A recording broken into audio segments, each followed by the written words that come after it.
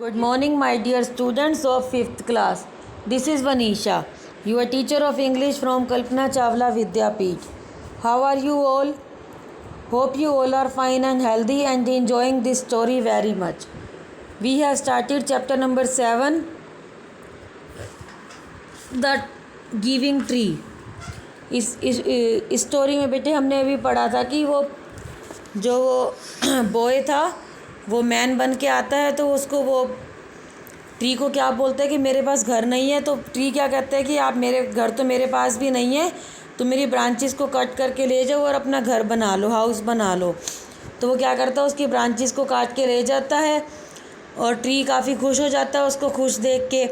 लेकिन वो जो मैन था वो काफ़ी सालों तक दोबारा वहाँ पे नहीं आता और ट्री दोबारा से फीलिंग अकेला और सैड हो जाता है। यहाँ तक हमने पढ़ा था बेटे, आगे ध्यान से सुनोगे। One hot summer day the man returned and the tree was dilated. एक गर्मी के दिन क्या होता है, मैन जो था दोबारा से वापस आता है और ट्री बहुत खुश हो जाता है उसको देख के।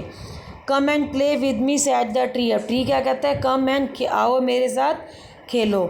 आई am getting old I want to go sailing and relax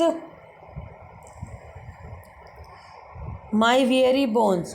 और वो कहता है कि मैं काफ़ी बूढ़ा हो गया हूँ, मैं अब घूमना चाहता हूँ। सेलिंग मीन्स समुद्री यात्रा करना चाहता हूँ, घूमना चाहता हूँ और अब बुढ़ापे में मैं रेस्ट करना चाहता हूँ, रिलैक्स करना चाहता हूँ। Can you give me a boat sad the man. अब मैन क्या कहते हैं कि मुझे क्या तुम बोट दे सकते हो घूमने के लिए। Use my trunk to build your boat, you can sail far away and be happy. अब ट्री क्या कहते हैं कि तुम मेरे ट्रंक को कट करके ले जाओ, जैसे कि आप पिक्चर में भी देख सकते हो, और तुम उससे बोट बना के और जितना घूमो तुम वहाँ पे घूम सकते हो और खुश हो सकते हो। So the man cut the tree's trunk to make a boat. अब मैन ने क्या किया, ट्रीज़ के ट्रंक को कट किया और बोट बनाई उससे। He went sailing and did not show up to for a long time. तो वो घूमने के लिए निकल गया और काफ़ी लंबे समय तक उसको दिखाई नहीं दिया, मतलब उसके पास नहीं आया। Finally the man returned after many years. Finally बहुत सालों के बाद वो मैन दोबारा से वापस आया।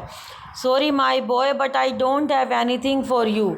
अब वो ट्री क्या कहता है रोते हुए कि सॉरी मेरे पास अब तुम्हें देने के लिए कुछ भी नहीं है। No more apples and woods at the tree. Tree कहते हैं कि ना तो मेरे पास एप्पल्स हैं ना ही कोई वुड है तुम्हें देने के लिए।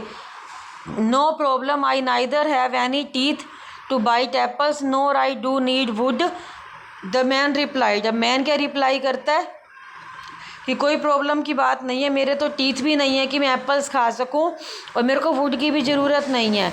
मैन रिप्लाई करता है I really can not give you anything, the only thing left are my dying roots.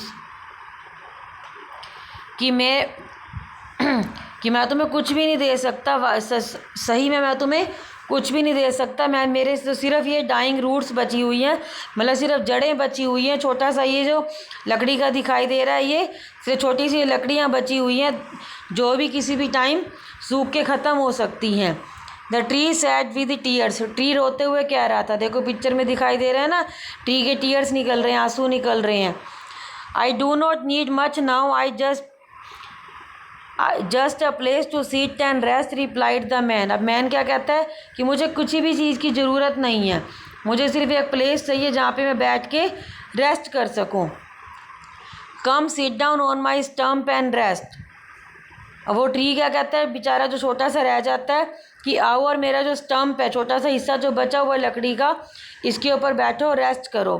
The man sat down the tree was glad and smiled through it's tears. कि आदमी बैठ जाता है और tree जो है वो खुश हो जाता है, हंसने लग जाता है और उसके जो टीयर्स हैं फिर भी उसके आंसू निकल रहे होते हैं कि एट लास्ट मेरा फ्रेंड मेरे पास वापस आ गया है।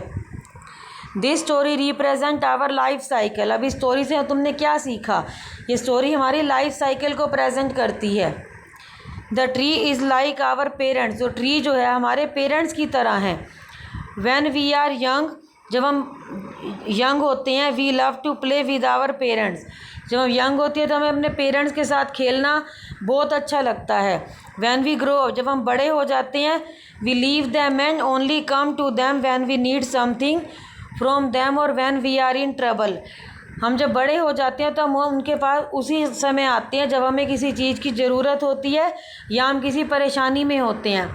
हम बच्चे होते हैं तो अपने पेरेंट्स के साथ रहते हैं। बड़े होने के बाद क्या होता है, किसी की जॉब लग जाती है, कोई पढ़ने के लिए चले जाते हैं, कोई ना कोई हर किसी की प्रॉब्लम्स रहती हैं, या कोई वैसे ही अपने पेरेंट्स को छोड़ के चले जाते हैं। तो ऐसा नहीं करना चाहिए। सिर्फ ज़रूरत के टाइम पे उनके पास, या परेशानी जब हमें परेशानी होती है तभी हम उनके पास आते हैं। No matter what our parents are always there. ये मैटर नहीं करता हमारे लिए कि हमारे पेरेंट्स हमेशा हमारे लिए हैं। And give us everything they can to make us happy. और हमें खुश रखने के लिए वो हमें सब कुछ दे देते हैं अपना। आपके पेरेंट्स भी आपकी केयर करते हैं ना, आपका सब कुछ दे देते हैं। आपके दादाजी ने आपके पापा को दिया, आपके पापा आपको दे रहे हैं सब कुछ। आज के टाइम में आपको सारी फैसिलिटीज़ दे रहे हैं कि आप अच्छे से पढ़ाई कर सको, अच्छे से आप लाइफ में कुछ कर सको। तो हमें अपने पेरेंट्स को कभी भी छोड़ के नहीं जाना चाहिए। ये पोएम, ये जो आपका चैप्टर है, ये किन्होंने लिखा था? शैल सिल्वरस्टेन, कैम्ब्रिज वर्जन है उनका ये। अब ये ऑथर जो हैं शैल सिल्वरस्टेन है, was a poet and musician. ये पोएट है, ये जो थे जिन्होंने ये चैप्टर लिखा है ट्री वाला, गिविंग ट्री, ये उनके बारे में है। ये एक पोएट और म्यूजिशियन थे। He was known for he children books such as the giving tree and the where the sidewalks ends. इन्होंने बड़ी बुक्स लिखी थी, द गिविंग ट्री जिसमें से ये चैप्टर लिया गया है, और where the sidewalks and the giving tree has been translated into more than 30 languages. तो गिविंग ट्री आपका चैप्टर है, ये मोर देन 30 लैंग्वेजेस में इसको ट्रांसलेट किया गया है। मतलब बहुत सारी ऐसी कंट्रीज़ है जहाँ पे उनका ये चैप्टर पढ़ाया जा रहा है। He was born on September 25, 1930 in Chicago. Chicago एक कंट्री का नेम है, वहाँ पे ये 25 सितंबर 1930 को बोर्न हुए थे, पैदा हुए थे। He studied music and established himself as a musician, composer and a lyricist. He died in 1999। कि उन्होंने म्यूज़िक की पढ़ाई की थी और अपने आप को एक म्यूज़िशियन बनाया था, कंपोज़र बनाया था, जो म्यूज़िक जो सॉन्ग्स वगैरह लिखते हैं, और लिरिक्स जो कि दूसरों के लिए गाने वगैरह गाते हैं, सॉन्ग्स लिखते हैं। और 1999 में इनकी डेथ हो गई थी। तो चैप्टर बेटा आपको अच्छे से समझ में आ गया होगा। Hope you understood it well. Thank you, have a nice day, bye bye.